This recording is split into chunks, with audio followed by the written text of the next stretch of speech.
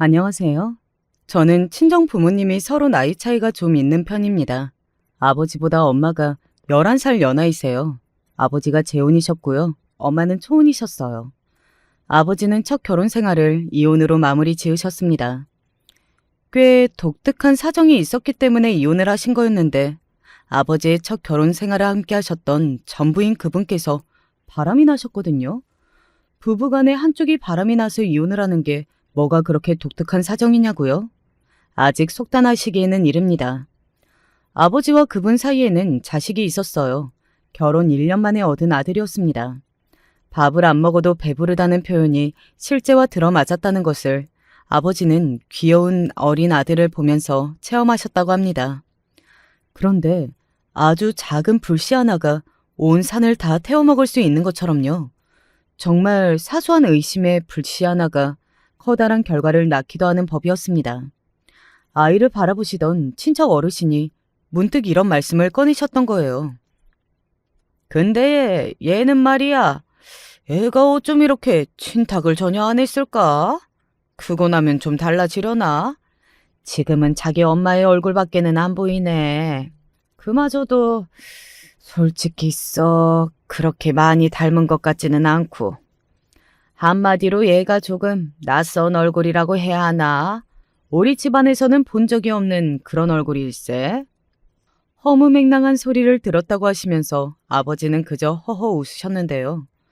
그 자리에서는 그렇게 반응을 하셨지만 이상하게 하루가 지나고 이틀이 지나고 사흘이며 나흘, 시간이 지날수록 그 친척 어르신이 하셨던 말씀이 자꾸만 아버지의 머릿속에 떠올랐던 것입니다. 결국 아버지는 소가리를 하시다가 더 이상 이대로는 안 되겠다 싶어서 전 부인이셨던 그분에게 당신의 생각을 털어놓으셨습니다. 그러자 그분은 당연히 노발대발하셨고요. 그때 병원에서 애가 바뀌었을 리는 없으니까 한마디로 나를 의심한다는 거잖아. 어떻게 그럴 수가 있어? 나는 이거 절대 용서 못해. 그냥 못 넘어가. 단단히 화가 나신 채로 아이를 데리고서 당신의 친정으로 가버리셨습니다. 그런 격한 반응 앞에서 난감해지신 아버지는 당신이 커다란 착각과 오해를 해버렸다고 여기셨고요. 너무 미안하고 민망해지셨대요. 그래서 일단은 당신의 처가로 찾아가서 사과부터 하시기로 하신 거였죠.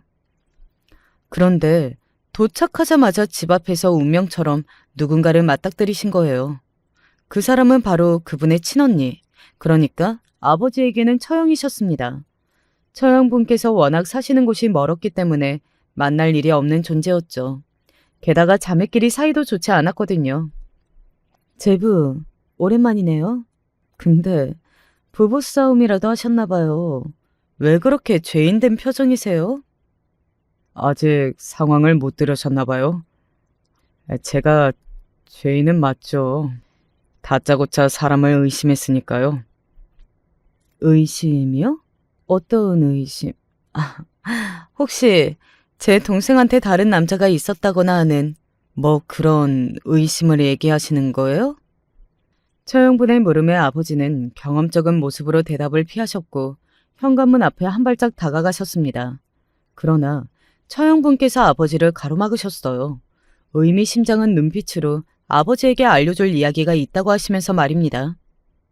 제부, 이런 상황이 왔으니까 제가 알려드리는 건데요. 저는 사실 친부가 누구인지 알 것 같아요. 네? 친부라뇨? 제 귀여운 조카의 진짜 아빠 말이에요. 생물학적 아빠.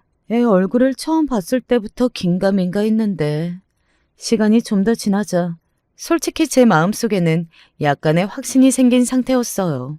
분명히 그놈일 거예요. 제 동생이 제부랑 결혼하기 전에 만났던 어떤 놈이 하나 있거든요.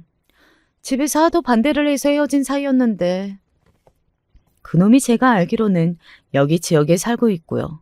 지인들한테 제가 수소문을 해보면 금세 어디서 지내는지 알아낼 수 있을 듯 싶은데 어때요, 제부? 제가 한번 알아봐 드려요? 처형분의 이야기에 아버지는 그만 정신이 아득해지고 말았습니다.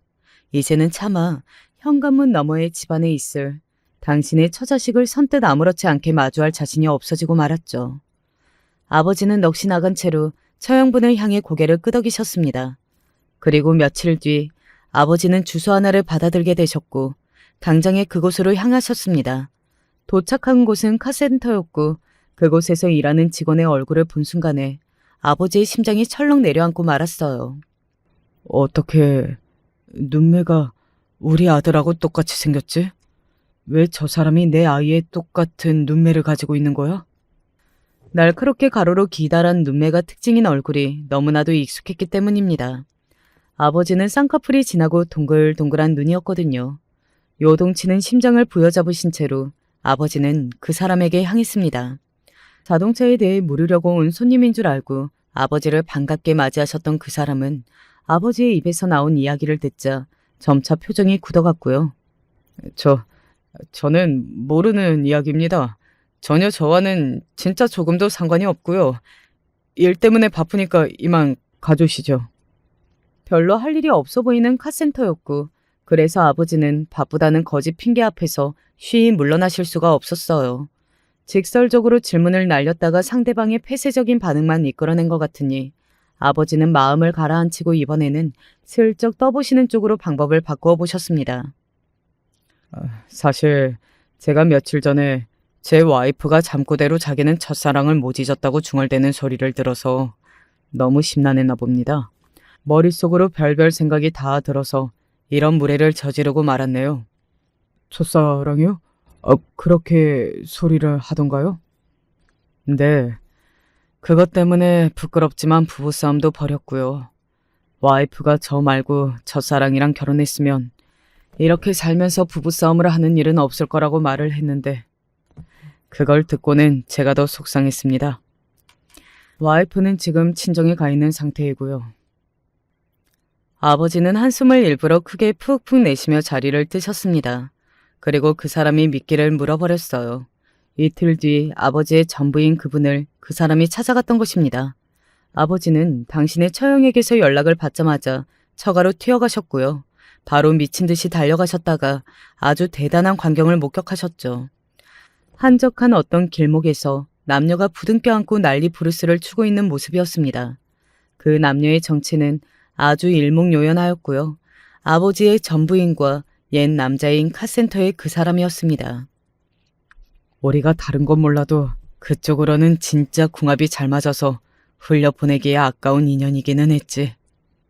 그 사람이 하는 소리를 듣고 아버지의 주먹이 저절로 쥐어졌습니다. 살벌한 기운을 내뿜고 계셨던 아버지를 곧 그 두 사람이 발견하였고요. 동시에 비명을 지르면서 뒷걸음질을 쳤다고 하더군요. 여보, 이 시간에 여기를 당신이 대체 어떻게... 그게 궁금해? 지금 그게 그렇게나 중요해, 이 더러운 여자 같으니라고. 여보, 진정해. 뭔가 오해가 있는 모양이야. 응? 오해? 끝까지 나를 바보로 만드네. 더럽기만 한 게 아니라 당신은 세상에서 가장 추악하고 무서운 여자야. 어떻게 남의 자식 새끼를 내 아이인 것처럼 속일 수가 있었어. 당신이 그러고도 사람이야? 이미 확신을 하신 아버지의 모습을 보고 그분은 다리에 힘이 풀려서 주저앉으셨어요. 그건 끝났구나 하는 의미였죠. 그런 와중에 카센터의 그 사람은 주랭랑을 치고 있었습니다. 불과 몇십 초 전만 해도 느끼한 눈빛과 몸짓을 내며 앞으로는 다시 붙어먹자는 소리를 내고 있었으면서 분노한 아버지의 모습 앞에서 삽시간에 꼬리를 말고 도망가 버렸습니다. 의리 없고 추한 그 사람의 모습에 전부인 그분이 참담하게 이를 악물었죠. 결혼 직후까지도 옛 남자와 붙어먹었으면서 그래서 그 사람의 아이를 임신하며 낳은 것이었다는 그런 끔찍한 전말이 수면 위에 드러난 순간 양가 모두 뒤집어졌습니다. 당연히 더 뒤집어진 쪽은 친가였고요. 당장 이혼해. 하루라도 빨리, 한시라도 더 빨리 그냥 이혼해버려. 그런 추잡스러운 여자하고는 빨리 끝내는 게 이로운 거야. 아이는 신경 쓰지 마라. 당연히 아이는 엄마 쪽에서 키우는 거니까. 앞으로 네 인생에서 그런 아이는 애초에 존재하지도 않았다고 여기면서 그렇게 살면 돼. 배신감에 치를 떨면서 다들 난리도 아니었던 거예요. 그동안 모두 아이를 귀여워해줬으면서 사실 피가 안 섞였다는 걸 알자마자 태도를 손바닥 뒤집듯이 해버렸습니다. 친정 아버지는 당연히 이혼을 하실 작정이었으나 어린아이의 모습이 아른거려서 마지막으로 약간의 갈등을 하고 계셨죠. 그런데 전부인 그분이 반성은커녕 정신을 못 차리셨던 겁니다. 어떡해. 내 친언니라는 년이 자기 동생을 배신 때리고 결혼 생활을 망쳐놔, 이 나쁜 년. 자기 언니를 원망하면서 탓을 돌렸고요. 그러면서 그 집안에서도 내부 분열이 일어났습니다. 이왕 이렇게 돼버렸으니 그냥 깔끔하게 이혼을 하고 아예 진짜 아빠하고 재혼하면 될 일인데 뭐 그렇게 심각하게 구냐는 쪽과 뻔히 다른 남자의 아이인 걸 알았으면서도 뻔뻔하게 속였으면 들키고 난 뒤에는 사과도 안 하는 게 너무 보기 안 좋다며 집안의 수치라고 여기는 쪽이 갈렸습니다. 당신의 처가 집안이 개판 꼬라지 난 걸 보신 아버지는 이 초유의 사태 자체에 대해 오만정이 떨어져 버렸고요. 그냥 아무런 미련 하나 없이 이혼을 하시고 새 출발을 하시는 쪽으로 마음을 결정하셨습니다. 그런 엄청난 일을 겪으셨으니 얼마나 그 속에 상처가 많으셨겠어요. 다시 누군가를 만나 가정을 꾸린다는 걸 망설이셨습니다. 그러나 사람에게 받은 상처를 사람으로 덮는다는 이야기가 있죠. 아버지는 엄마를 소개받아 만나게 되셨고 따스한 미소에 빠져들었고 마음을 열게 되셨습니다. 엄마가 아버지보다 나이도 훨씬 어리고 초혼이셨는데 도대체 왜 그런 결혼을 했냐고요? 서로를 결혼 상대로 마음에 꼭 들어하셨다는 점이 당연히 이후로는 1순위였지만요. 적나라한 배경 사정도 좀 있기는 했습니다. 외가 집안은 가난했거든요. 특별한 무슨 계기가 있었기 때문에 가난한 것은 아니었어요.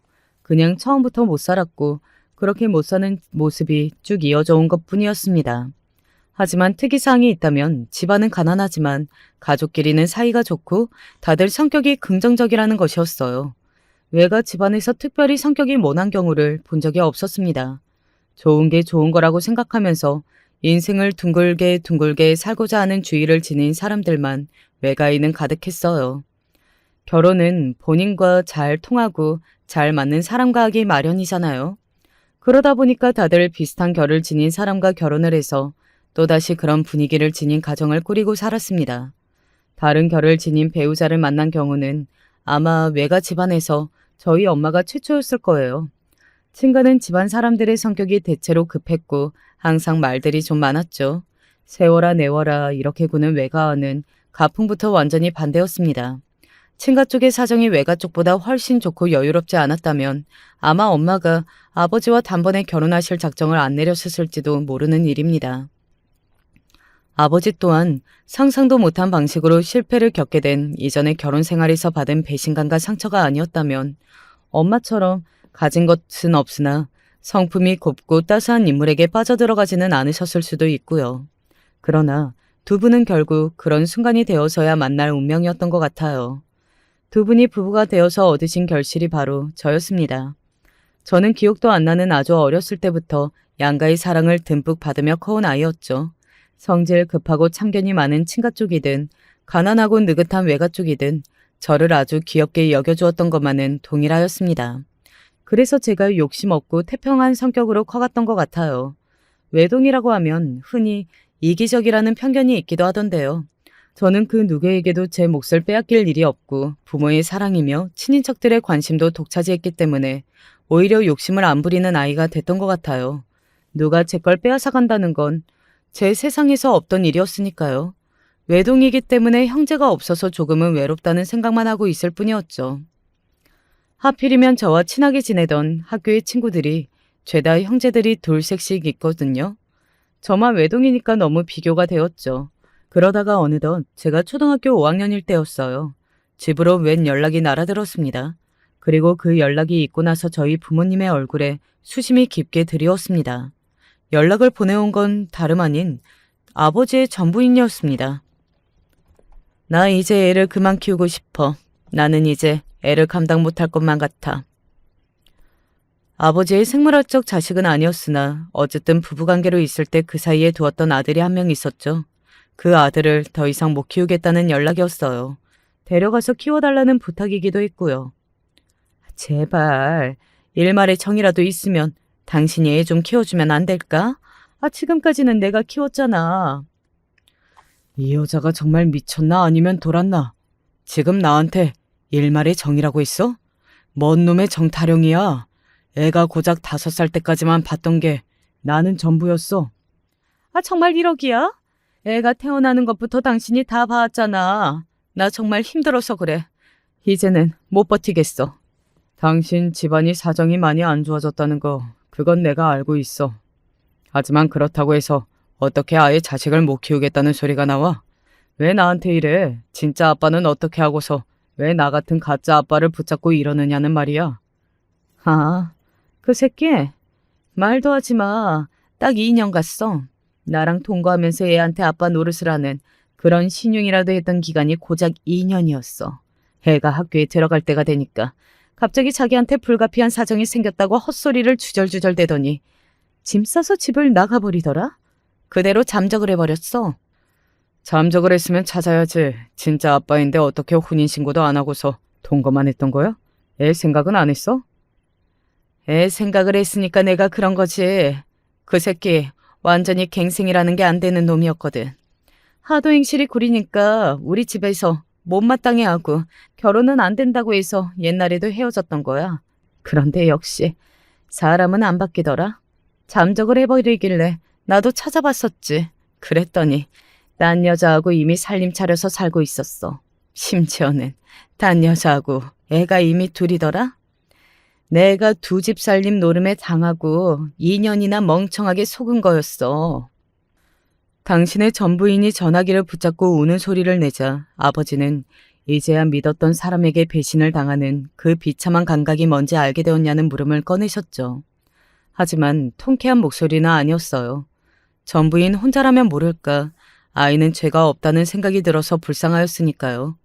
아버지가 한숨을 내쉬시는 사이 그분은 이제 지칠 대로 지쳤고 아무런 능력이 안 된다고 하시면서 아들 자식을 포기하고 싶다는 열변을 토하셨습니다. 경제적으로 무척 힘들어진 지 알고 보니 오래였던 거예요. 게다가 그분의 주장으로는 아들 자식이 자기 친아빠를 닮아서 그런지 양아치 기질이 자랄수록 너무 심해져서 훈육도 전혀 안 되고 감당하는 게 현재로서는 불가능한 지경에 이르렀다고 하였습니다. 아버지는 아픈 머리를 부여잡으셨고요. 아니야. 아무리 그래도 안 되는 건 안 되는 거야. 당신이 키워야지 내가 어떻게 키워. 이제 와서? 나는 멀쩡히 처자식도 있는 몸이야. 내 가정을 깨트려 놓을 생각하지 마라. 애초에 잘못을 저질렀던 건 당신이고 죽었다 깨어나도 애가 당신이 낳은 새끼인 건 변하지 않으니까 제발 알아서 해. 마음은 욱신거렸지만 입으로는 단호하게 거절의 의사를 내비치셨습니다. 아버지의 머릿속에는 어렸던 아들의 모습이 떠오르고 있었고 엄마는 그 점을 꿰뚫어 보셨어요. 100% 냉정해질 수 없다는 거, 절대 그럴 수 없는 문제라는 거 나는 이해해요. 그러니까 나하고 우리 딸한테 너무 그렇게 죄책감 갖지 말아요. 당신이 충분히 심란하고 마음이 흔들리고 그럴 수 있는 거예요. 그렇게 말해줘서 정말 고마워. 나는 당신을 만난 게 정말 내 인생에 둘도 없는 복이라고 생각하고 있어. 그리고 무슨 일이 있어도 절대 아들 녀석을 내가 데리고 올 일은 없으니까 그 부분은 걱정 안 해도 돼. 나이가 벌써 고등학생인데 알아서 할 때도 됐지. 나까지 참견할 문제는 절대 아니야. 하지만 고등학생도 어쨌든 미성년자이잖아요. 어른의 보살핌이나 도움이 아직 절실하게 필요한 나이예요. 몸만 컸지 생각은 아직 어릴 텐데 너무 상황이 아이한테 가혹한 건 아닌가 모르겠네요. 당신 왜 그렇게 물러터진 소리를 해? 나도 마음 굳게 먹었는데 왜 당신 쪽에서 도리어 약하게 나와?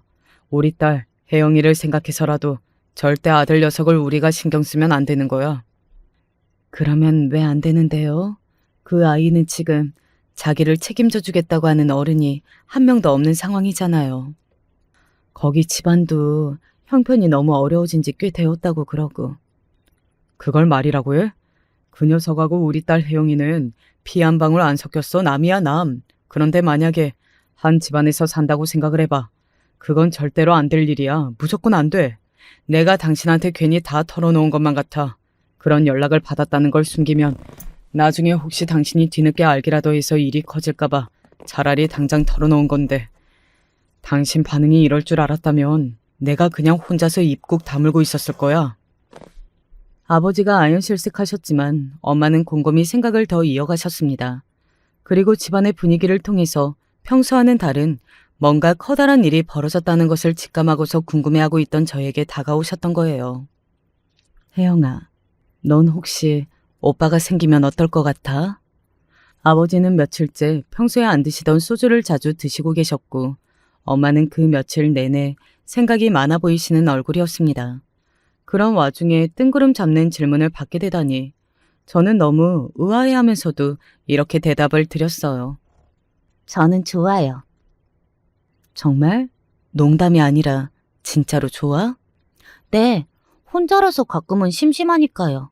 언니가 생기면 더 좋겠지만 오빠라도 괜찮아요. 형제가 있는 친구들이 항상 부러웠기 때문에 별 생각 없이 저는 솔직하게 굴고 말았던 거예요. 엄마는 슬쩍 미소를 지으면서 고개를 끄덕여 주셨죠. 그리고 며칠 뒤 저는 부모님과 함께 제 오빠라는 사람을 만나게 되었습니다. 장소는 돼지갈비를 파는 식당이었고요. 엄마의 설득에 못 이겨 이런 자리를 만드시게 된 아버지는 복잡한 얼굴이셨고, 저는 호기심 가득해서 그저 오빠라는 사람을 쳐다보았어요. 친절하게 이런저런 대화를 먼저 유도하시는 분은 엄마였고요. 그때 오빠는 고등학생이었는데 학교를 나가는 건지 마는 건지 아는 그런 불량 학생이었습니다. 엄마가 저를 아버지한테 떠넘기려고 하는 줄 저는 몰랐는데요. 상의 한 번 없었어요. 근데 엄마는 원래 제멋대로인 사람이라 별로 놀랍지는 않네요. 제가 얹혀 산다고 할까봐 걱정하고 계신다면 그럴 필요 없어요. 부모? 그딴 거 필요 없는데요. 집도 알아서 살면 돼요. 이미 작년부터 원룸에서 혼자 살고 있었어요. 오빠가 건들거리면서 말을 했고, 그럴수록 아버지는 표정이 어두워졌으나 엄마는 슬픈 기색이 되었습니다. 집에 친구들 불러서 놀고 여자들하고도 원 없이 재밌는 시간을 보내고 있거든요. 그러니까 신경 끄시죠. 킬킬거리며 오빠가 그렇게 말을 했을 때 아버지가 냅다 머리통을 후려치셨어요. 그러자 친아빠도 앞니면서 왜 이러냐고 오빠가 화를 내더니 휙 가버렸고요. 자리는 그걸로 완전히 망쳤습니다. 아버지는 가망 없다는 듯 고개를 흔드셨지만 엄마는 다르셨어요. 얼마 뒤 저는 엄마의 손을 잡고 오빠가 산다는 곳으로 가봤었죠. 문이 안 잠겨 있는 곳에 엄마는 위험하게 문단속도 안 하고 산다면서 한숨을 푹 내쉬더니 집안을 청소하기 시작하셨습니다. 아담한 공간이 엄마의 손끝에서 깨끗해졌죠. 작은 냉장고에는 이상한 냄새가 나는 김치밖에 없었는데 이제 엄마가 만드신 반찬들로 채워졌고요. 뭐 하는 짓이에요? 누가 이런 걸 해달라고 했어요? 누가 이런 걸 바랐냐고요? 집에 도착한 오빠가 저희 모녀를 보자마자 화가 나서 얼굴이 빨개졌습니다. 작은 공간, 작은 냉장고를 보니 마음이 아프다고 엄마가 말씀하시자 쌍욕을 하면서 저희 모녀를 밖으로 밀어냈고요. 착한 척 오지랖 부리지 마세요. 징그러우니까. 오빠는 속된 말로 싸가지가 없었습니다. 표정이며 말이며 정말 불량스러워서 저는 무섭다 못해 신기할 정도였습니다. 세상에 저런 양아치 같은 사람이 내 주변에도 있구나 싶어서요. 오빠와 엄마는 극과 극이었습니다. 오빠는 싸가지 없게 온갖 행패를 부리며 밀어냈고요. 엄마는 그럼에도 열과 성을 다해 뭐 하나라도 더 해주려고 하셨습니다. 어찌 보면 창과 방패 같아 보이기도 했네요. 오죽하면 아버지도 미치겠다며 이 말을 짚으셨습니다. 당신은 왜 이상한 데서 고집이 있어? 그딴 녀석 그냥 내버려 두면 그만이야. 피를 잘못하고 나서 어쩔 수 없는 녀석인데 당신이 그런다고 해서 뭐 변화라도 생길 줄 알아? 그러지 마세요. 어른이면 도와야죠. 어른이 되어서 외면하면 안 되는 거예요. 엄마는 고집을 피우셨고 그런 엄마 때문에 아버지는 속이 답답하다고 하셨어요. 오빠라는 존재 때문에 부모님이 사이가 안 좋아진 것 같아서 저도 속상했죠. 하지만 저도 엄마의 딸인가 보더라고요. 오빠가 원망스럽고 싫은 마음보다 왠지 짠하고 불쌍한 마음이 더 컸거든요. 오빠의 고등학교 졸업식 날에도 저는 엄마의 손에 이끌려서 얼굴을 비쳤습니다. 누가 와달랬어요? 와달라고 했냐고요. 오빠는 짜증스럽게 소리를 질렀으나 웃긴 건 착실하게 저희 모녀와 사진을 찍었습니다. 엄마가 준비하신 꽃다발도 툴툴거리면서 받았고요.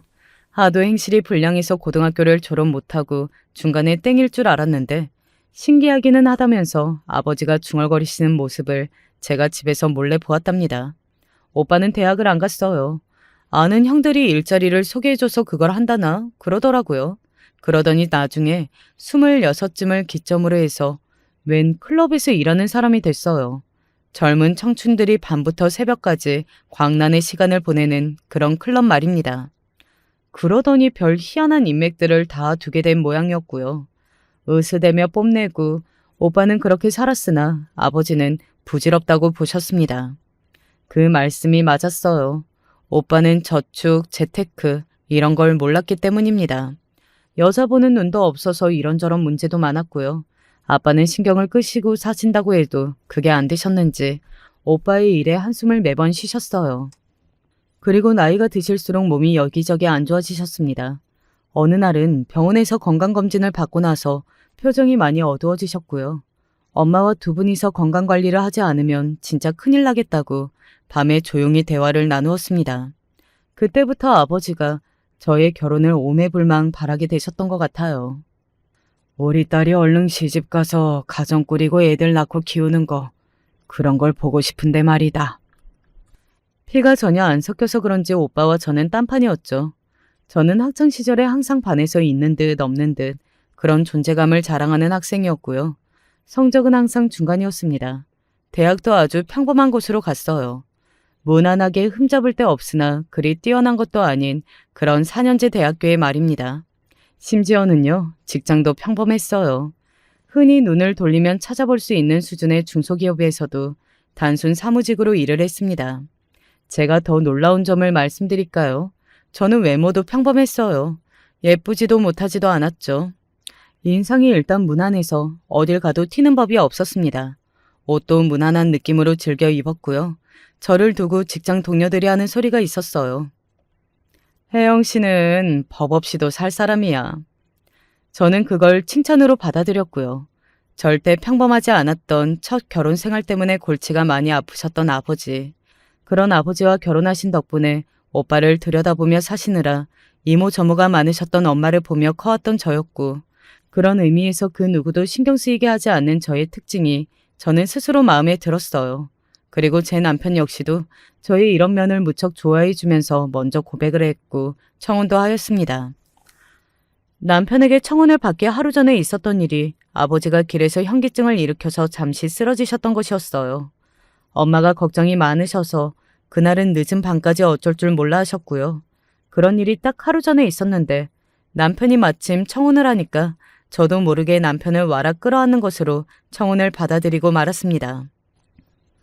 마침 나한테 필요한 게 결혼이었어. 좋아, 우리 당장 결혼하자. 얼른 결혼을 해서 가정을 꾸리고 부모님께 좋은 모습을 보여드리고 싶었거든요. 그런 마음이 청혼을 받던 순간에 확 터져 나왔고요. 제가 기뻐하는 모습을 보면서 남편은 감동을 받았다며 눈물까지 글썽거렸습니다. 남편은 일남 이녀 중에서 셋째, 즉 막내이자 혼자 아들이었습니다. 누나만 둘이었고 둘 다 시집을 간 상태였습니다.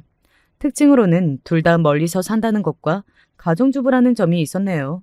집에서 애를 키우면서 내조를 열심히 하면서 자기들 시댁에서 자라면서 그렇게 산다고 하였습니다. 큰 심해부는 공무원이었고요. 일찍 공무원이 됐던 건 아니라서 돈은 아직 못 벌고 있었는데 그 집안이 어느 정도 사는 모양이었어요. 집안에 교사가 2명이 있다는 얘기를 들었고요. 작은 심해부는 은행에서 일을 했습니다. 돈을 꽤 버는 편이었죠. 큰 심해부의 경우와는 반대로 여기는 집안의 형편이 좀 빠듯했는데요. 대신에 시인이라나 수필 작가라나 하는 사람들이 집안에 있었네요.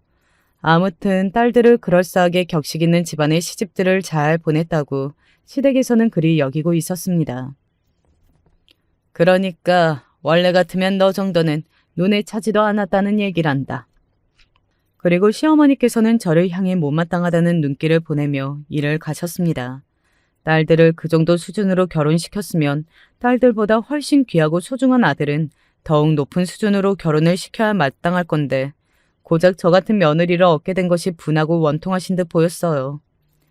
시아버지께서는 공기업에서 오래 몸을 담으며 세월을 바치신 분이었고 이제는 본인의 인맥들과 모임을 가지며 이런저런 외부 생활을 하며 지내고 계셨습니다. 시어머니께서는 20대 이후로 일을 해보신 적이 없었고요. 전업주부로만 살아오셨고 그것을 자랑스러워 하시는 듯 하였어요.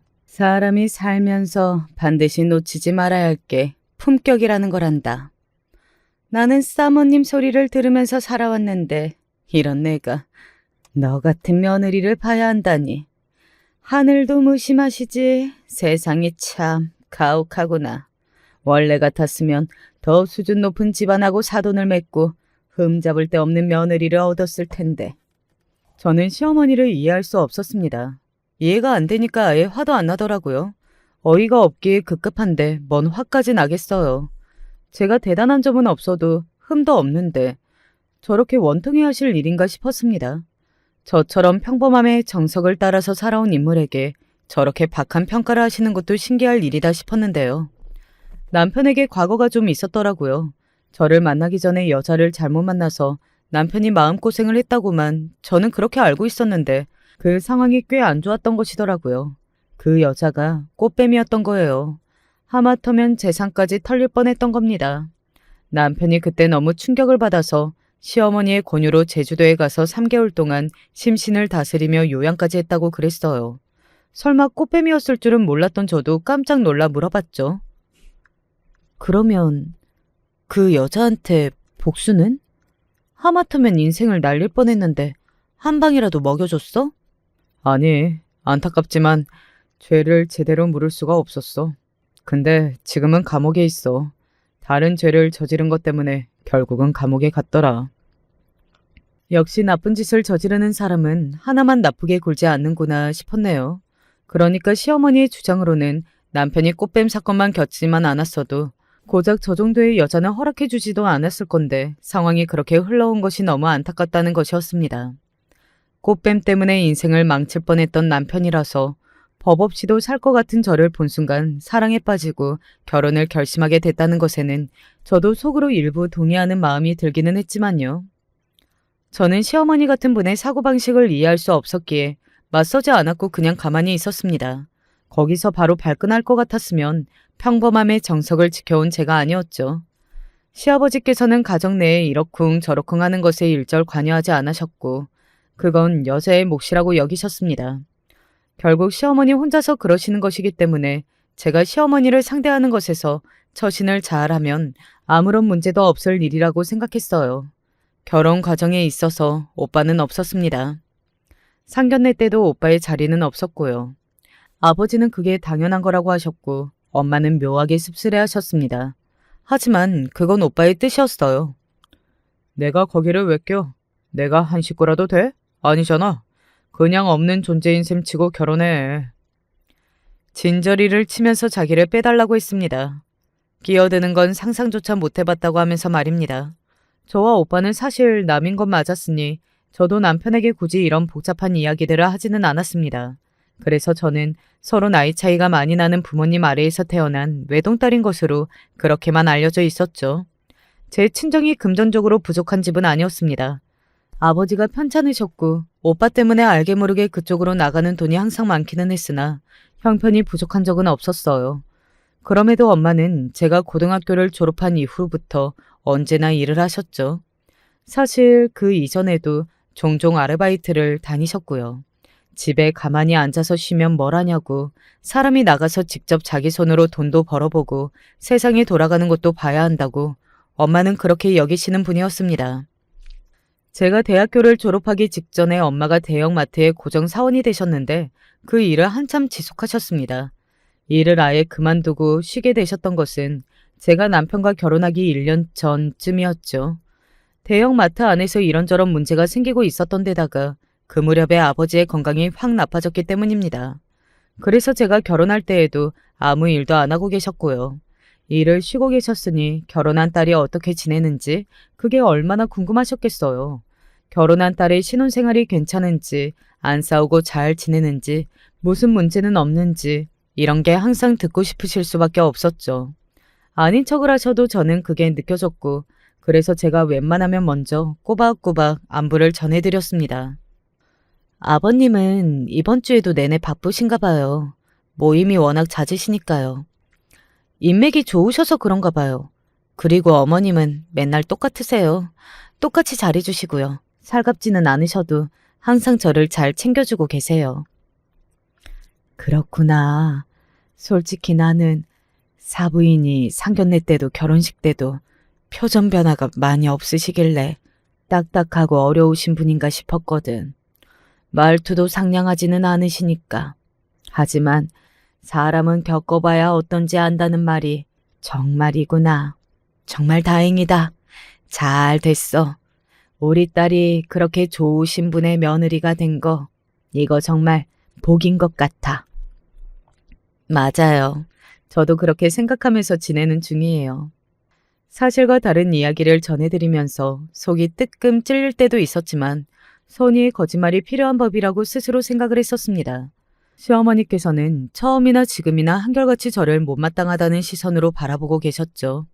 걸핏하며 오늘 저녁 뭐 차려 먹었냐고 하면서 참견을 하셨고 제가 당신의 아들에게 100점짜리 아내가 아닌 그 이상의 200점, 300점짜리 아내가 되어야 한다고 주장하셨습니다. 네가 시집을 잘 온 입장이잖아. 결혼으로 네가 이득을 봤으니까 그만큼 더 잘해야겠지. 그리고 여자는 원래 결혼하고 나면 자기 시댁에 충성을 해야 하는 법이란다. 내 딸들도 다 그러고 살아. 공평하게 적용하는 거니까 잔말 말고 그냥 대가리 숙이고 따르면 돼. 저는 궁금했죠. 제가 그렇게나 기우는 결혼을 한 것인가 싶어서요. 시누이들은 이리저리 따져본다고 어쨌든 자기들이 숨기고 들어갈 만한 시댁에 시집들을 간 것 같기는 했는데 저는 그런 경우인지 의문이었습니다. 친정이 지니고 있는 경제력에 비해서 너무 검소하게 아끼고 살아온 게 이럴 때는 얕잡아 보이게 된 원인 같았죠. 그러다가 결국 일이 하나 터졌는데요. 저희 엄마가 일을 다시 하고 싶으셔서 알아보시다가 지인을 통해서 야구르트 판매 일을 하시게 됐어요. 세상이 너무 좋아졌어. 이제는 야구르트를 전동 카트로 끌고 다니면서 판매를 하지 뭐니? 나 그거 너무 재미있고 마음에 들더라. 엄마는 그게 너무 좋다고 하셨고 저는 혹시 힘들게 일을 하시는 건 아닐까 싶어서 걱정이 되었으나 아버지도 계속 컨디션이 좋은 상황에 적성에 맞는 새로운 일을 찾아서 기뻐하시는 엄마를 만류할 생각이 들지는 않았습니다. 그랬던 게 화근이었을까요? 어느 날 제가 점심을 먹고 나자마자 엄마의 전화를 받았어요. 엄마가 이 시간에 웬일이세요? 혹시 무슨 일 있으세요? 혜영아, 너 혹시 결혼해서 힘들게 살고 있었니? 시집살이 당하면서 살고 있었던 거야? 네? 갑자기 그게 무슨 말씀이세요? 엄마 지금 우시는 거예요? 무슨 일이 있으셨는데요? 엄마의 훌쩍이는 소리를 듣고서 제가 머릿속에 하얘졌습니다. 그리고 엄마가 털어놓으신 이야기에 난생 처음으로 머릿속에 열이 잔뜩 오르는 경험을 했고요. 엄마가 야구르트 카트를 끌고 길을 가시던 중에 시어머니를 발견하셨던 겁니다. 시어머니는 당신의 지인 두 분과 함께였는데 어느 카페에서 나오던 중이었다네요. 세상에, 여기서 다 뵙네요. 네? 누구시길래? 어머, 설마. 엄마가 반갑게 입을 여셨고 시어머니께서 미심쩍은 눈길을 보내시다가 저희 엄마를 알아보셨던 거예요. 그러자마자 표정이 확 썩어 들어가셨다네요. 그러더니 짜증 가득한 눈빛으로 엄마를 째려보시더니 야쿠르트 모자를 쓴 머리부터 야쿠르트 카트까지 훑어보시고는 기가 막히다는 한숨을 쉬셨대요. 그런 반응에 엄마는 수치심을 느끼셨는데 지인들은 뭐야? 이렇게 옆에서 물어보니까 시어머니께서는 태평하게 웃으시며 아무것도 아니라고 대답을 하셨습니다. 그리고 엄마를 향해 남몰래 일을 가면서 이렇게 말씀을 남기셨고요. 일을 다니시게 됐다고 언뜻 듣기는 했는데 그게 야쿠르트 아줌마? 지랄하고 자빠졌네요. 쪽팔리게 시리 아는 척은 왜 하고 난리람. 상대방 입장은 생각도 안 하나. 아휴, 쪽팔려 진짜. 치를 떨면서 걸음을 옮기신 거예요. 시어머니의 충격적인 모습을 마주한 엄마는 그 눈빛과 말투가 가슴에 크게 박혀서 주저앉으셨고 그러다가 저를 떠올리셨던 겁니다. 시어머니의 진면목을 보건대 며느리인 저한테 잘 대해주셨을 리가 없다는 확신이 드셨던 겁니다. 그래서 저한테 전화를 거시자마자 울음을 터뜨리셨고요. 그간 제가 엄마를 안심시켜드리고자 거짓말을 해왔기에 저는 가슴이 더욱 찢어질 것만 같았습니다. 죄송해요, 엄마. 부족한 저 때문에 엄마가 상처를 받으셨어요. 제가 이거 꼭 해결할게요. 평생 온순한 저였는데 갑자기 속에서 불길이 치솟더라고요. 그간 시어머니께 일방적으로 당해왔던 것까지 다 합쳐졌고 그간 제가 부당한 취급을 받는 걸 알면서도 묵인해왔던 남편에게도 분노가 치밀었습니다. 퇴근해서 집에서 남편을 보자마자 저희 엄마가 겪으신 일을 다 이야기했고요. 그러자 남편이 하는 소리가 엄청났네요. 아휴, 진짜 큰일이 있었구나. 근데 저녁밥은? 밥은 그래서 안 차렸어? 뭐? 지금 밥 타령이 나와? 내가 그동안 참아왔다는 거 당신도 알잖아. 그런데 지금 이런 이야기를 듣고도 당신이 나서야겠다는 생각이 안 들어? 당신이 어머님 아들이잖아. 아이 깜짝이야. 왜 이렇게 화를 내? 당신이 참해서 내가 반한 건데 이렇게 성질 부리면 곤란해. 많이 놀랐다는 듯이 자기 가슴이나 부여잡더라고요. 아, 거기서 알았죠. 아예 말이 안 통하겠다는 것을요. 이런 놈과 살려면 제가 평생을 인내하고 이해해주는 수밖에 없었습니다. 그리고 저희 엄마가 수모를 당하신 시점에서 저는 더 이상 그러기가 싫었습니다. 바보 같은 꼬라지를 보니까 왜 꽃뱀의 표적이 됐던지를 알 법한 남편은 내버려둔 채 저는 시어머니께 가서 사과를 요구했습니다. 저를 상대로 그러시는 건 괜찮은데요. 저희 엄마한테까지 그러시는 건 아니죠. 무엇보다 어른답지 못하셨던 거 아닌가요? 사람이 품격을 갖추고 살아야 대우를 받고 대접을 받는 거란다. 네 엄마가 야쿠르트 모자나 쓰고 길바닥에 돌아다니는 건 취급 뚝딱 그 정도로 받고 싶다고 광고하는 꼴 아니겠니? 시어머니께서 피식 웃으시며 그렇게 말씀하신 순간 제 이성의 끈이 끊어졌습니다. 당장에 이혼을 결심했어요. 하지만 얌전히 이혼을 할 생각은 없었고요. 오빠에게 연락을 했습니다. 아무 날도 아닌데 네가 나한테 연락을? 내일은 해가 동쪽에서 뜨려나? 오빠, 해는 원래 동쪽에서 떠. 아이씨 그래. 나 무식하고 너 유식하다. 왜 전화는 하고 지랄이야? 아버지는 오빠를 평생 무식한 놈이라고 하셨지만 엄마는 달랐어. 오빠도 알지? 엄마가 오빠한테 어떻게 해오셨는지. 그런 엄마가 얼마 전에 서럽게 우셨어. 뭐? 왜? 무슨 일이 있었는데? 저는 오빠에게 엄마가 겪으신 일을 포함해서 제 결혼 생활의 이모저모를 다 알려주었죠. 그리고 오빠는 저에게 딱 한마디 남겼습니다. 그것들 이제 다 뒤졌다.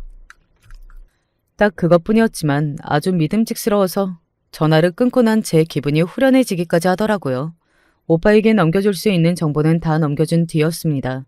잊지도 않은 품격 타령을 해온 시어머니의 코를 납작하게 만들어드릴 순서였죠. 바깥 활동을 그렇게나 즐겨 하셨던 시아버지에게는 역시나 골프장에서 바람이 난 상대가 있었습니다. 바람의 증거를 시어머니 앞으로 보내드렸죠. 카페에서 지인들과 여유로운 시간을 보내시고 있던 시어머니에게 웬 킥 서비스가 도착했어요. 예쁜 분홍색 상자였습니다. 심지어 발송인은 시아버지라고 적혀 있었고요. 지인들이 부럽다며 호들갑을 떨었고 평생에 없었던 이벤트를 받게 되신 줄 착각하신 시어머니께서 우쭐하시며 모두가 보는 앞에서 상자를 여셨습니다. 그 안에는 바람의 증거가 들어있었죠.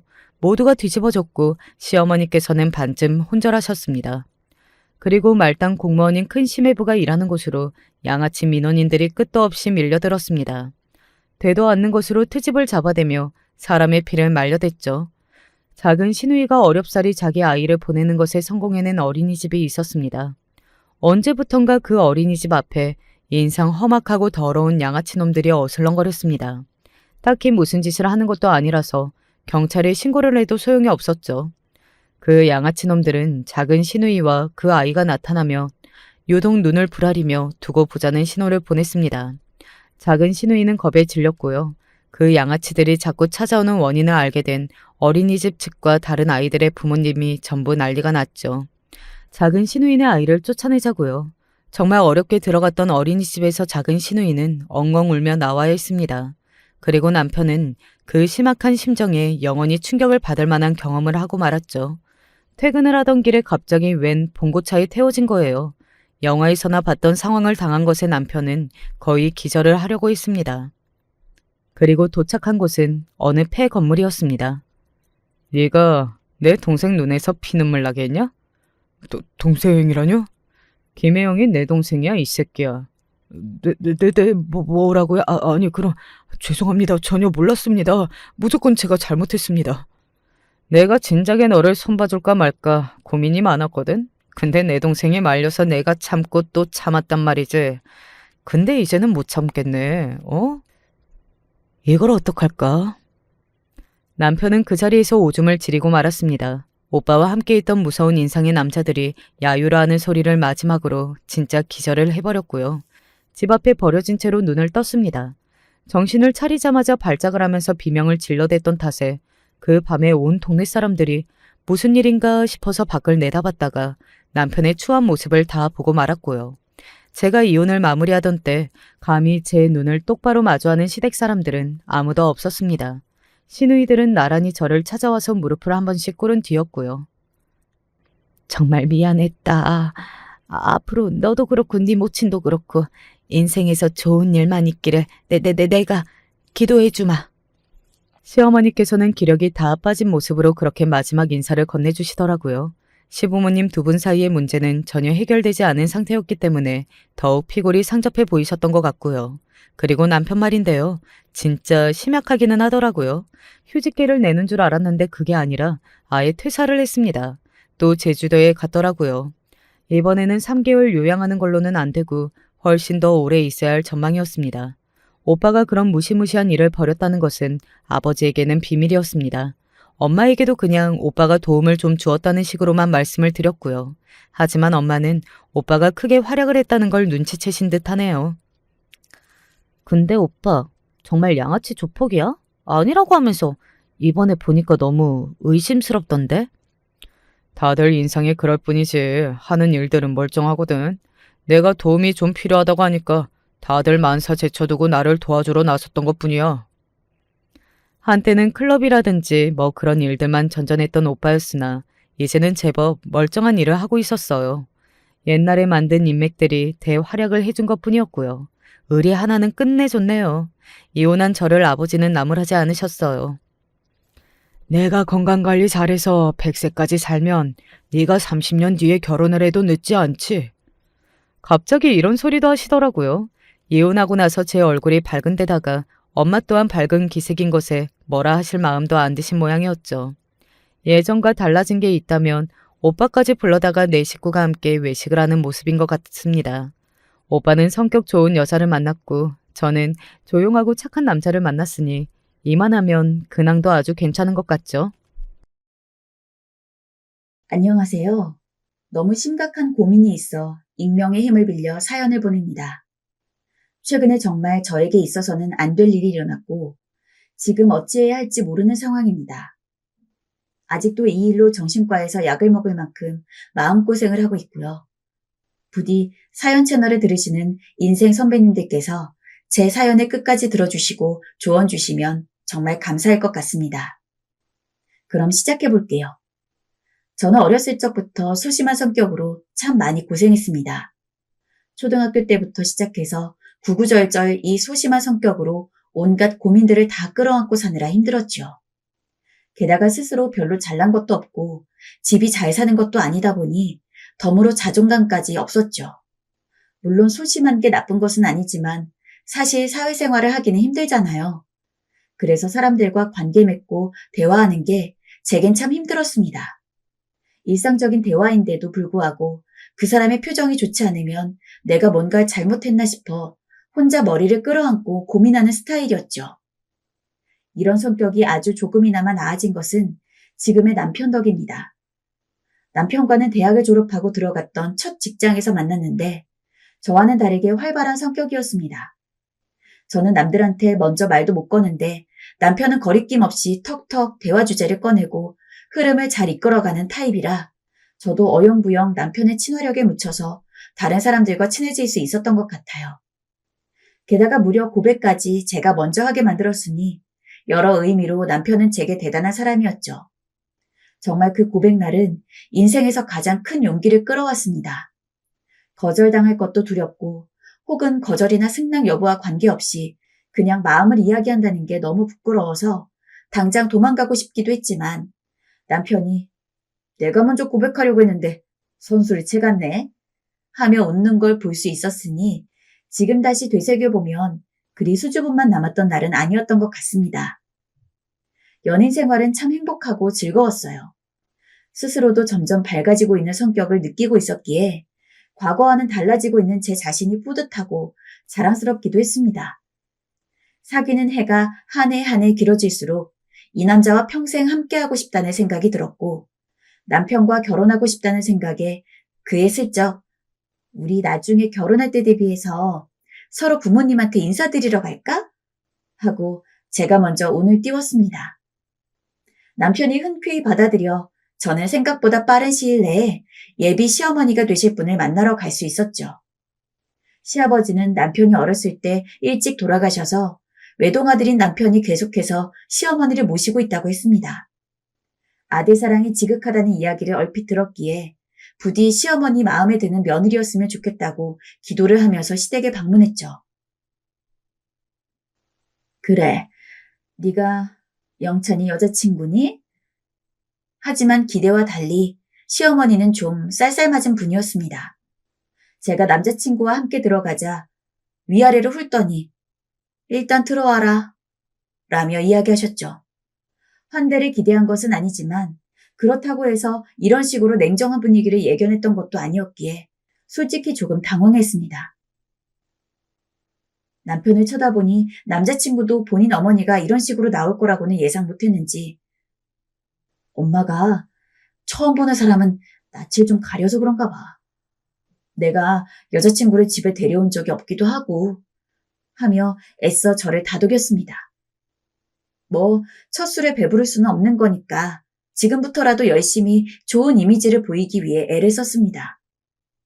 시어머니가 백합을 좋아한대서 미리 근처 꽃집에 들러 백합 꽃다발도 사고 평소 드신다는 과일즙까지 남편한테 들어서 챙겨왔기에 어머니, 별거 아니지만 선물도 챙겨왔어요. 하며 최대한 살갑게 웃었습니다. 하지만 시어머니는 탐탁지 않다는 눈으로 그나마 남편이 옆에 있으니 어쩔 수 없이 한다는 식으로 고맙다 하고 이야기하고는 꽃다발은 대충 테이블에 치워놓고 과일즙은 냉장고 한 구석으로 집어넣었습니다. 와, 어머니, 갈비찜이 너무 맛있어요. 그래? 잡채도 직접 하신 거예요? 힘드셨을 텐데 감사드려요. 우리 영찬이 먹이려고 한 건데 네가 감사할 게 뭐 있니? 무엇이든 뚫을 수 있는 창과 무엇이든 막는 방패의 싸움을 아시나요? 당시 어머니와 저의 대화가 딱 그 모양이었습니다. 저는 어떻게든 시어머니 환심을 사기 위해서 온갖 칭찬을 다했지만 시어머니는 하나도 제대로 대답해주지 않고는 계속해서 제가 마음에 안 든다는 티를 내셨습니다. 결국 집에 갈 때 남편이 대신 미안하다며 사과를 할 정도였죠. 그에 반해 저희 부모님은 남편을 무척이나 좋아했습니다. 부모님이나 저나 보는 눈이 비슷하기에 사실 저는 남편을 데려오기 전부터 영찬 씨 정도면 엄마랑 아빠가 엄청 좋아하시겠네 라는 생각을 했어요. 정식 상견례 같은 것도 아닌데 저희 엄마는 남편을 보고는 사위 사랑은 장모라잖아 라며 만난 음식들은 다 남편 앞으로 끌어다 주고 아빠는 내심 안 그런 척하면서도 몸도 듬직하니 남자답긴 하네 라며 은근슬쩍 칭찬을 해주곤 했습니다. 남편도 저희 부모님이 그렇게까지 환대해주는 게 기뻤는지 그날 저희 부모님 안마까지 해주고는 돌아갔죠. 아까 들었어? 사위 사랑은 장모님이라고 하신 거 날 사위로 인정해 주신다는 이야기겠지? 우리 엄마는 원래 마음에 드는 사람한테는 그렇게 티나게 구시거든. 아버님도 날 그렇게 싫어하는 눈치는 아니던데? 맞나? 응, 아빠도 자기를 좋아하는 것 같았어. 결혼하고 싶은 사람이 부모님에게 사위로서 인정받은 건 좋지만 너무 상반된 상황에서 한숨이 나오는 건 어쩔 수 없었습니다. 저도 시어머니에게 좋은 며느리가 되고 싶은데 시어머니는 그냥 저를 아예 받아들일 생각 자체를 하지 않는 것 같았으니까요. 그래도 내가 좀 더 자주 찾아뵙고 애교 부리면 조금이라도 마음에 들어 하시겠지? 하고 어떻게든 시어머니의 마음을 돌리겠다고 다짐했습니다.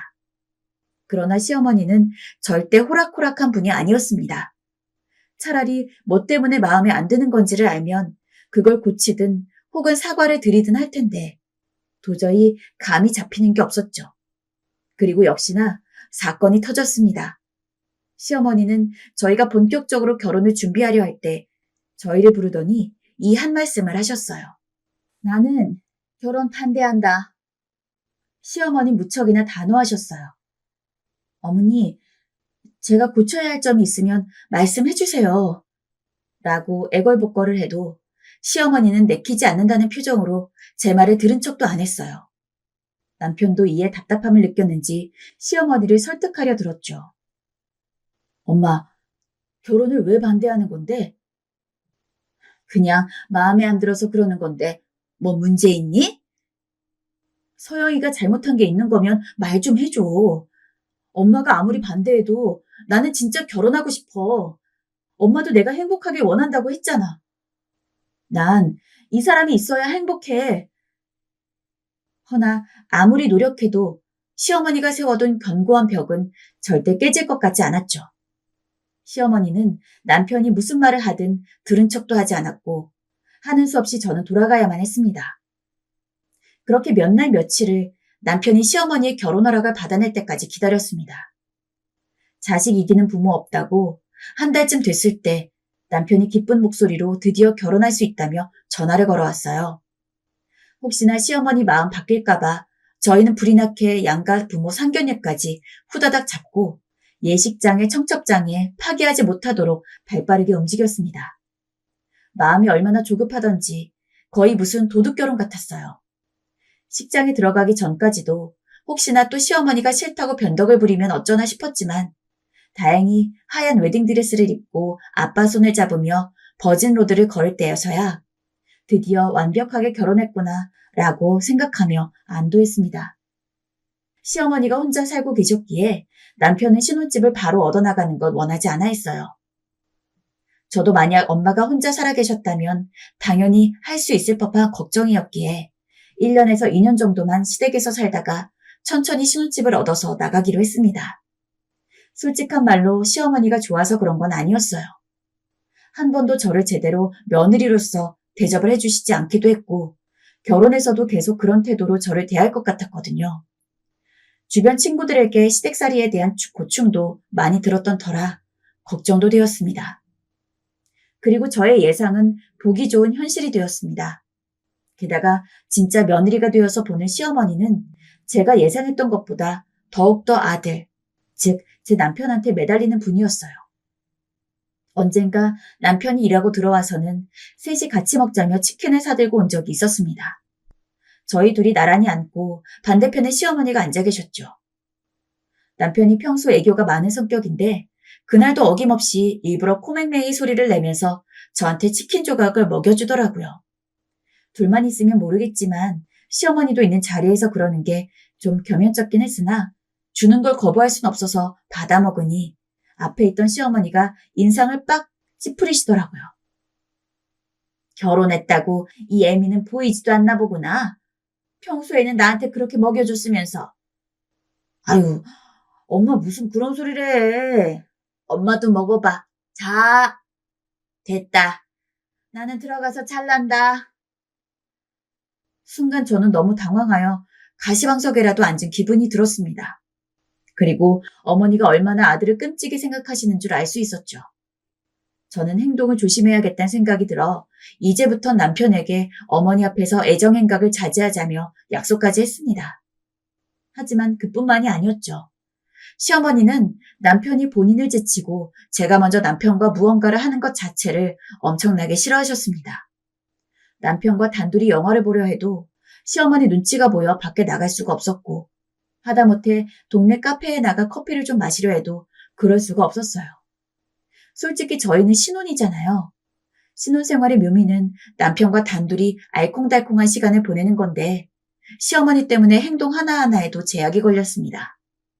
저희가 시어머니 몰래 밖에 나가려고 하면 불이 나게 뛰어오셔선 추운데 어딜 가냐며 들어오라고 성하셨죠. 엄마, 우리도 신혼인데 우리만의 시간도 좀 보내야죠. 후배가 영화표 줘서 같이 영화 보고 올게요. 영화? 무슨 그런 걸 돈 주고 봐. TV 보면 되지. 시어머니는 이렇게 엄마가 못 나가게 막는 어린아이처럼 갖은 생떼를 쓰곤 했습니다. 그런데 어떻게 제가 영화에 집중할 수 있겠어요. 영화를 보면서도 시어머니 생각에 한숨이 푹푹 나왔고 오랜만에 남편과의 시간을 즐길 수가 없었어요. 남편도 마찬가지였던 터라 저희는 정말 후다닥 영화만 보고 저녁도 함께 먹지 못한 채 집으로 돌아와야 했지요. 더 놀라웠던 건 저희가 심야 영화를 보느라 꽤 늦은 시간에 도착했는데도 시어머니께서 안 주무시고 저희를 기다리고 계셨다는 거예요. 뜬 눈으로 TV를 보시며 저희 기다리고 있다가 저희가 들어오는 소리를 듣곤 현관문을 나와 호랑이 같은 눈으로 절 노려보시더니 말없이 방으로 들어가셨죠. 어찌나 오금이 저리던지 시어머니 눈빛을 마주치는 순간 수명이 반으로 줄어드는 기분이었습니다. 마치 제가 어머니에게서 남편을 빼앗은 나쁜 년이라도 된 것 같았죠. 자기야, 어머니 많이 화나신 거 아니야? 아까 표정이 심상치 않으시던데. 아니야, 걱정하지 마. 우리 엄마가 나한테 의지를 좀 많이 해서 그래. 자기랑 결혼하기 전에 엄마랑 하던 것들이 많았으니까. 그럼 이제 어머니랑도 많이 놀아드리고 전처럼 좀 해. 중간에서 내가 너무 불편해. 마치 자기랑 어머니 사이에 끼어있는 기분이야. 알겠어. 그렇게 할게. 저는 최대한 시어머니의 마음을 이해하려 노력했습니다. 남편 없이 홀로 아들을 키우면서 삶의 많은 부분을 남편에게 의지하고 사셨으니 생판 모르는 며느리가 들어와 남편과 친밀한 모습을 보이면 저라도 마음이 안 좋을 것 같았어요. 그래서 남편에게도 어머니 눈에 거슬리지 않도록 전처럼 행동하라고 당부를 하곤 했습니다. 제 말을 듣고 남편의 행동이 바뀌자 시어머니의 마음도 조금 누그러지신 건지 전처럼 까탈스럽게 구시거나 하진 않으시더라고요. 가끔은 제게도 남편에게 하는 것처럼 부드럽게 말씀해 주실 때도 있었어요. 그렇게 시어머니가 저한테도 잘해주실 때면 내심 안도의 한숨을 쉬곤 했죠. 하지만 그 외에도 여러 가지 일이 있었어요. 시어머니가 가끔 외출해서 남편 것만 선물을 사오고 남편이 엄마 며느리 건? 하고 물으면 어머니는 이렇게 말씀하시곤 했어요. 내 정신 좀 봐라. 나도 나이가 먹었는지 요새 깜빡깜빡한다. 얘 며느라 내가 다음엔 꼭 사오마. 누가 봐도 참 티나는 거짓말이었죠. 그래도 이건 애교였어요. 정작 퇴근한 제겐 아무 말도 안 하고 남편이랑만 이야기한 뒤 방에 들어가기도 하시고 함께 집 청소를 할 때면 제 물건이 어지러져 있든 말든 신경도 안 쓰고 남편 물건만 열심히 챙겨서 치우셨습니다. 저는 그래도 청소를 할 때 항상 시어머니 방까지 꼼꼼히 쓸어 닦곤 했는데 어머니가 그런 모습을 자꾸 보이시니 저도 섭섭해지긴 하더라고요. 제가 뭘 잘못한 건가 싶기도 하고 저는 나름대로 최선을 다하는데 어머니가 그 노력을 알아주시는 것 같지 않았죠. 가끔 TV에서 며느리에게 질투하는 시어머니가 나오는 드라마 하는 걸 보면 저희 시어머니는 딱 거기 나오는 시어머니였어요. 하루는 이런 일도 있었어요. 셋이 모여서 함께 먹을 김치를 담그고 있었는데 대야 하나씩 두고 고무장갑 낀 뒤 열심히 버무리는데 어머니가 양념 묻은 배추를 한 줄기 쭉 찢더니 남편에게 해보라면서 먹여주셨죠. 남편이 맛있다면서 엄지를 들고는 자기 몫의 대야 앞에 있는 배추를 찢어 엄마도 한 입 먹어 라며 시어머니에게 먹여주었습니다.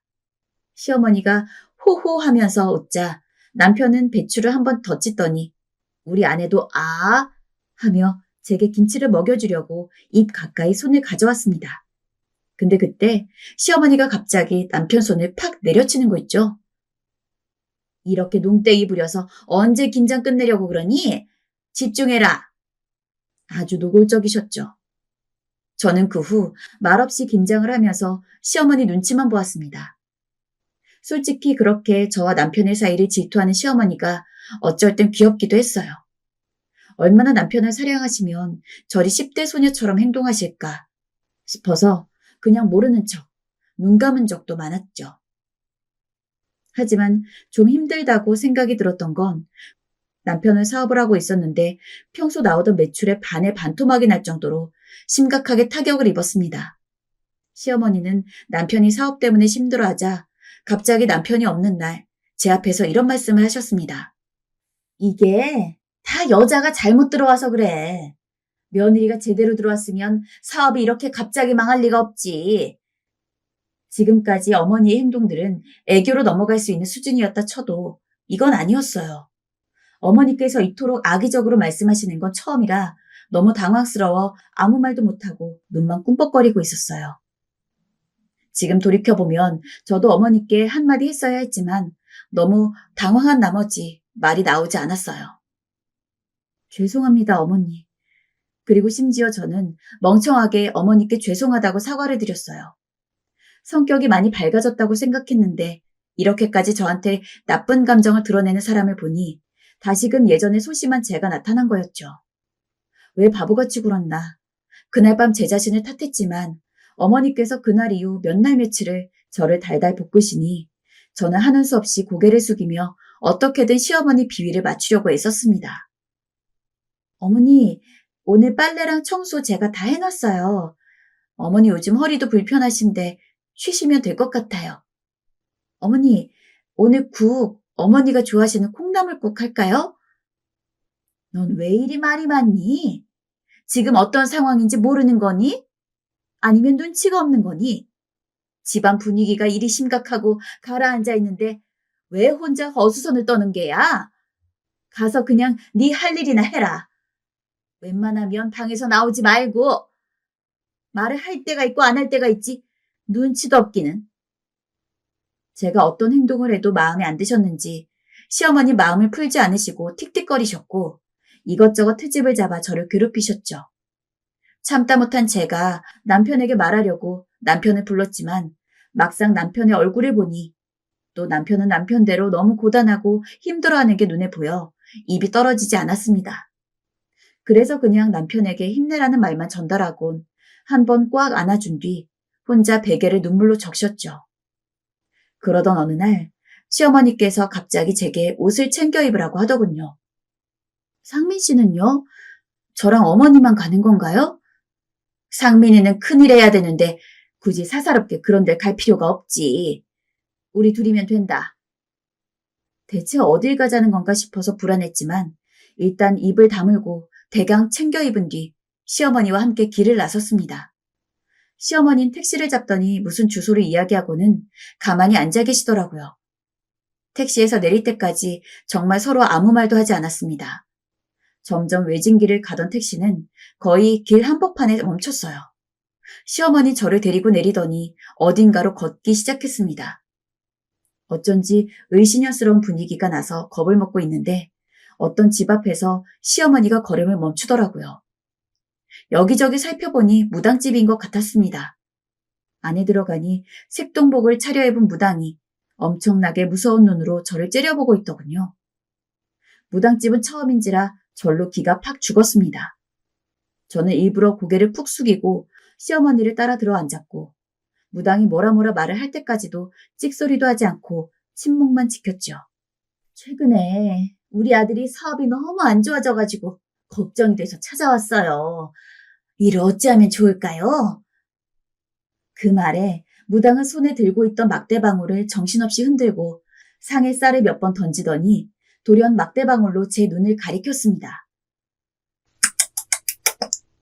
아들 사업을 며느리가 다 맡고 있네. 안 좋은 기운이 그득히 들어찼어. 음기 가득한 며느리가 집안에 들어오니 당연히 일이 안 풀릴 수밖에 없지. 아휴, 내 그럴 줄 알았다니까. 그러면 어떻게 해야 하나요? 지금 바로 단단히 조치를 안 취하면 이대로 망해. 부적 하나 써. 500만 원짜리면 그럭저럭 들어먹을 거야. 갑자기 무당집에 끌려온 것도 당황스러웠지만 그게 제 탓이라는 이 상황도 황당하기 그지없었고 부적을 쓰라는 무당도 의심스러웠습니다. 저는 조용히 시어머니한테 밖으로 나와달라고 한 뒤 조심스레 제 의견을 전달했어요. 어머니, 죄송하지만 저는 이런 미신 믿지 않아요. 갑자기 부적을 쓰라는 무당도 이상해요.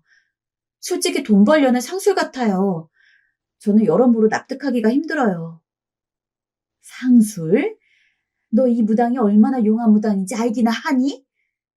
내가 얼마나 어렵게 예약을 잡았는데 무슨 그따위 정신 빠진 소리를 하니?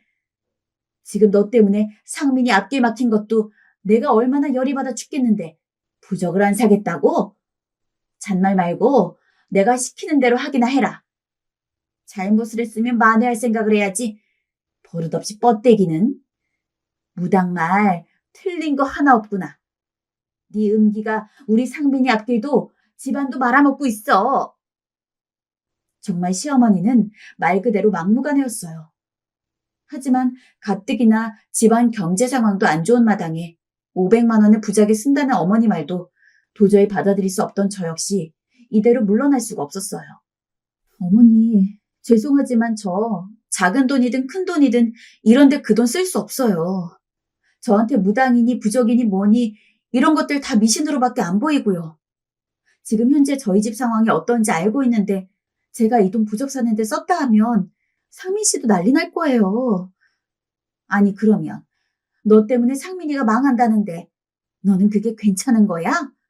오히려 500만 원밖에 안 하는 부적이면 싸게 먹히는 거라고. 상민이 내가 어떻게 달랠 테니까 잔말 말고 부적 사라.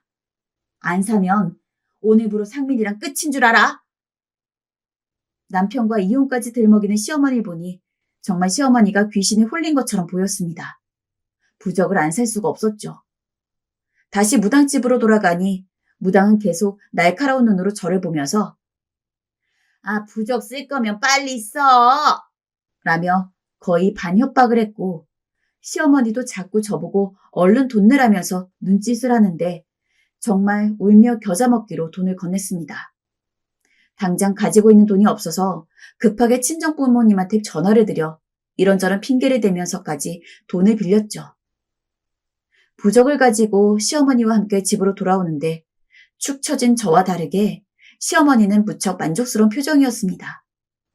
하고 싶은 말이 많아 입술을 달싹였지만 그래, 잘 산 거야 라며 애써 부적값을 잊으려고 했어요. 물론 시어머니의 예민한 심기도 건드리고 싶지 않았고요.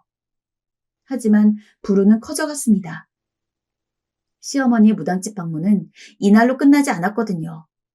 비록 부적처럼 큰 돈이 드는 걸 또 사진 않았지만 주기적으로 무당집에 방문해서 정성을 보여야 신이 갸륵하게 여겨 남편에게 씌워진 애군을 빨리 사라지게 한다면서 저를 혼자 택시를 태워 무당집까지 보내기도 했어요. 제가 출근을 해야 한다고 해도 연차를 쓰라고 막무가내셨습니다. 네가 정성을 보이지 않는데 어떻게 집안 상황이 좋아지겠냐면서요. 너무 힘이 들어 나중에 동료들한테 이 이야기를 털어놓았는데 동료들 반응도 한결같았습니다. 시어머니가 단단히 뭐에 씌인 것 같다고 하면서 무당이 사기꾼 같다는 말도 하더군요. 게다가 갈 때마다 5만 원, 10만 원 정도의 돈을 내야 하니 몇 번 가자 너무 부담이 돼서 어머니, 부적도 샀는데 무당집은 안 가면 안 될까요? 라고 이야기했지만 시어머니는 노발대발하며 이기적이라느니 자기밖에 생각을 못한다느니 온갖 폭언을 다 쏟았습니다. 그 노릇을 거의 2달 가까이 하니 제 정신이 나갈 것 같더라고요. 몸도 너무 피곤했고 정신적으로도 너무 지쳐갔습니다. 결국 저는 참다 못해 남편에게 이 일을 말하고 말았습니다. 자기야, 사실 나 당신한테 말할 거 있는데 너무 놀라지 마. 나 무당집 갔었어. 어머니가 갑자기 나보고 옷을 입으라면서 어디 갈 데가 있다고 하는 거야. 가보니까 어머니가 다니는 무당집이었는데 글쎄 그 무당이 내가 당신 사업 망하게 한 장본인이라면서 나보고 음기가 가득하다고 나 때문에 집이 힘들어진 거래. 그러면서 부적까지 쓰라고 하는데 차마 어머니 말을 거역할 수가 없어서 500만 원을 그 무당집에 주고 왔어. 뭐? 남편은 역시나 제 예상대로 무척 놀랐고 단단히 화가 났습니다. 어머니, 아니 무슨 그런 이상한 미신을 믿으셔서 500만 원이나 되는 돈을 이 사람 친정에 꾸게 해요. 정말 미치셨어요? 아니 그게 아니라 상민아, 내 얘기 좀 들어봐라. 그 무당이 이 지역에서 굉장히 용한 무당이야. 얼마 전에 내 친구 손녀딸 대학 입학 여부까지 척척 맞췄다고. 신내림을 받은 지가 얼마 안 돼서 더 그렇단다. 상민아, 이 500만 원은 푼돈이야. 네 미래를 생각하면, 장차 우리 집안을 생각하면 꼭 들어가야 할 돈이란다. 내 말을 한 번만 믿어보렴, 어? 어머니 심지어 남편까지 설득하려 들더군요.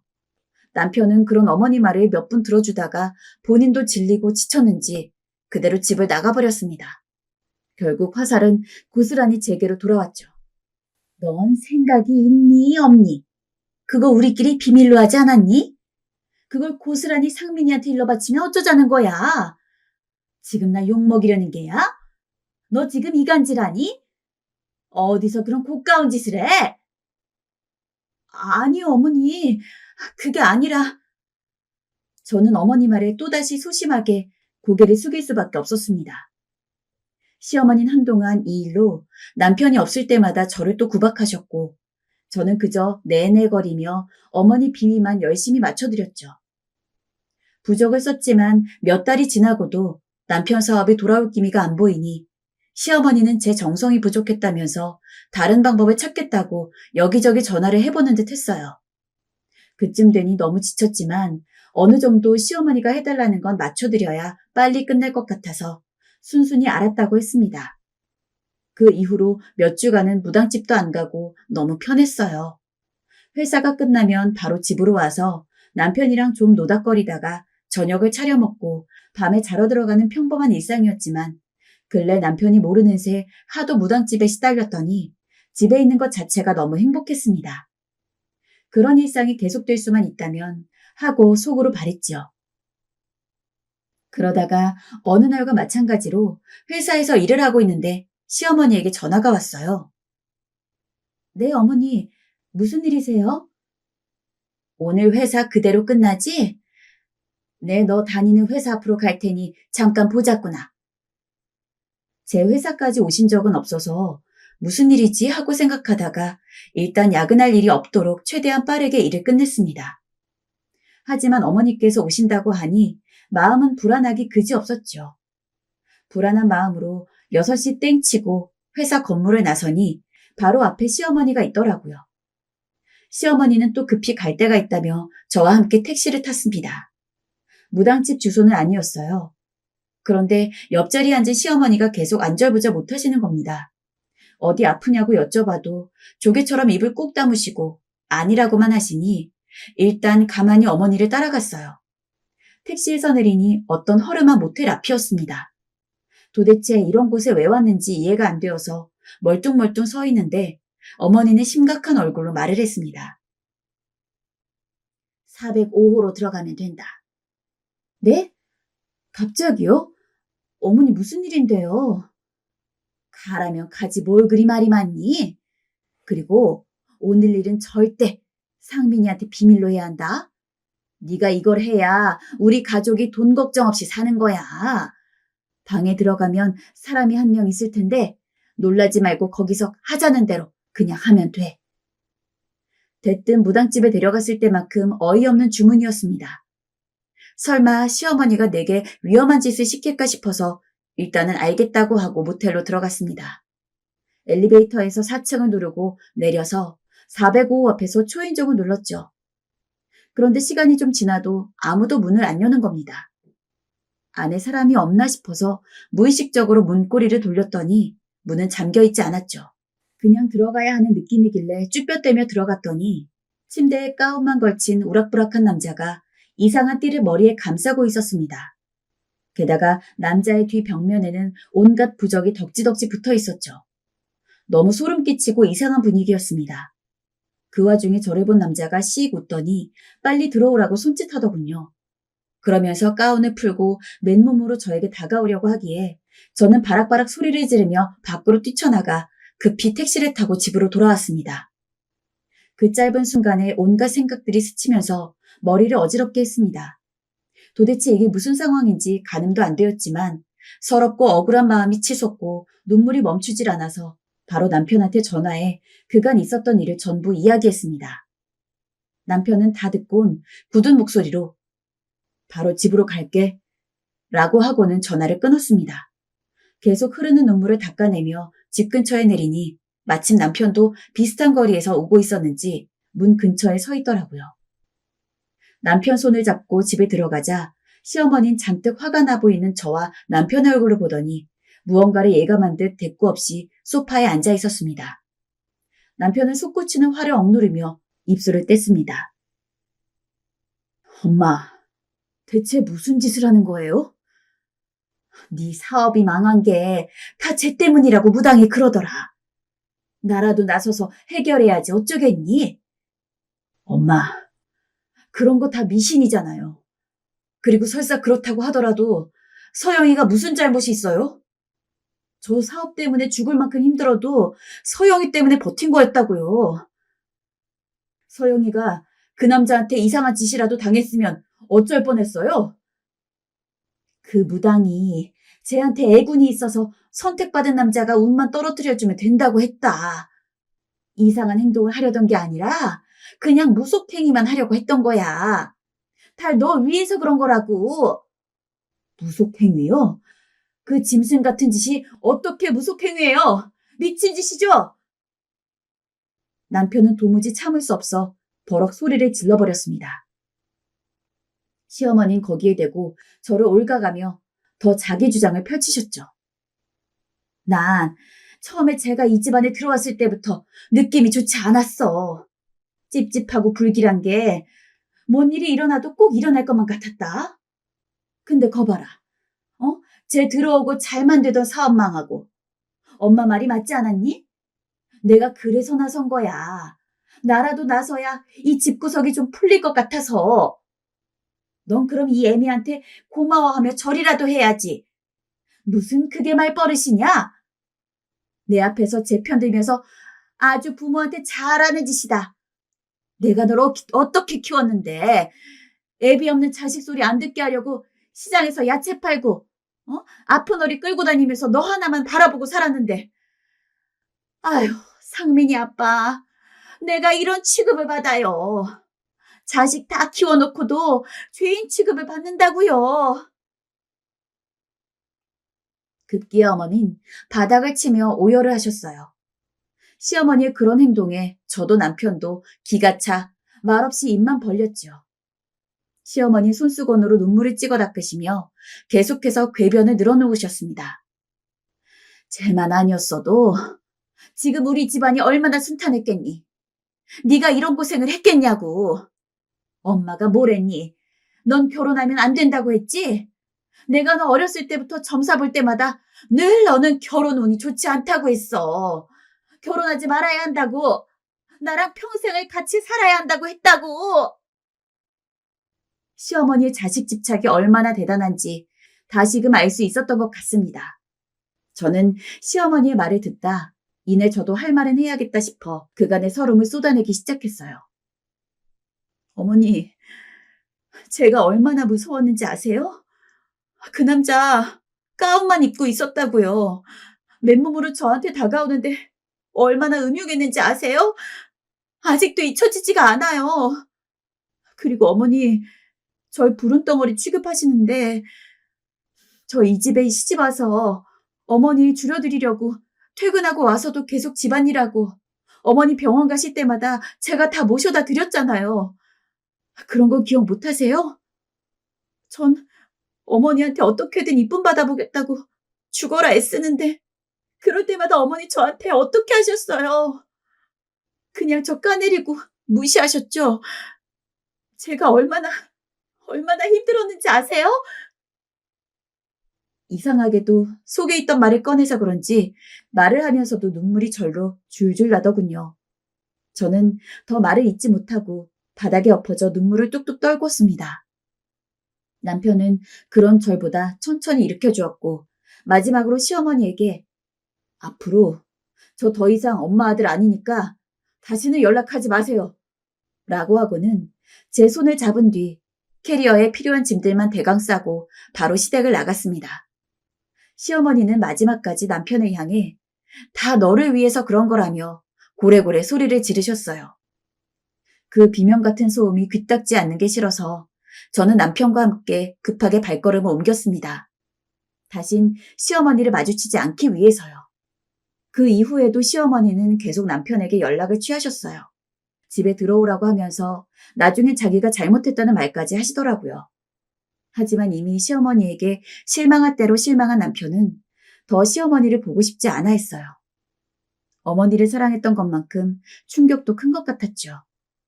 마침 남편이 회사를 옮겼기 때문에 저희는 남편이 옮기는 회사 근처 빈집을 신혼집 겸 해서 알아봤고 그때 제대로 분가를 할 수 있었죠. 지금은 사건이 일어난 지 몇 달 지났습니다. 근데 시어머니가 아직도 남편한테 연락하며 한 번만 용서해달라고 하나 보더라고요. 냉정하게 끊고 나오긴 했지만 남편이 워낙 정이 많고 시어머니를 아꼈던지라 내심 마음이 흔들리나 봅니다. 얼마 전에 우리 엄마 한 번만 용서해주면 안 될까? 하고 묻더라고요. 남편의 조심스러운 물음에 저도 조금 마음이 동하긴 했지만 그래도 시어머니를 용서할 수 없었습니다. 시어머니는 제게 이미 너무 못할 짓을 한 사람이었어요. 그래서 더 단호하게 못을 박았죠. 당신이 그렇게 어머니 용서하고 싶으면 나랑 이혼하고 어머니 모시고 살아. 나는 절대 시어머니랑 다시 인연 잇고 싶지 않으니까. 제가 이렇게까지 단호히 나오니 갈팡질팡하던 남편은 결국 저를 선택했어요. 하지만 계속 어머니가 걸리는지 마시지도 않던 술을 마시고 들어오기도 하고 매일같이 한숨만 푹푹 쉽니다. 그 꼴을 보니 제가 다 미쳐버릴 것 같아요. 제가 이만하면 시어머니를 용서하고 다시 잘 지내보려고 노력하는 게 맞을까요? 남편이 저러니까 저도 마음이 안 좋고 바보처럼 계속 남편 눈치만 보게 되네요. 제 사연을 보신 분들은 요즘 세상에 이런 일이 있어? 라고 생각하실지 모르겠지만 정말로 있었던 일입니다. TV에서 어느 종교 집단에 세뇌를 당한 사람들을 보면 어떻게 저럴 수 있는지 이해하기 힘들었는데 시어머니가 바로 딱 그런 사람이었죠. 전 아직도 그날을 잊지 못합니다. 시어머니가 절 방에 밀어넣고 그 남자가 절 향해 다가오던 순간을요. 만약 제가 그 방에 들어갔으면 어떤 끔찍한 일이 일어났을지 상상하기도 싫어요. 그저 좋은 시어머니 만나 오순도순 살고 싶었을 뿐인데 어쩌자고 일이 이렇게 되어버렸을까요? 세상살이가 다 내 마음 같지 않은 건 알지만 참 이런 일을 겪고 나니 사람 사는 게 세상 무섭다는 생각이 듭니다. 여러분 생각은 어떠신가요? 아무래도 영영 시어머니와 연을 끊는 게 낫겠죠? 여러분께서 부디 좋은 의견을 내주시면 참고해서 결정하도록 하겠습니다. 많은 댓글들 남겨주세요. 지금까지 들어주셔서 감사하고 여러분들의 인생에 이런 불운은 없게 진심으로 바랍니다.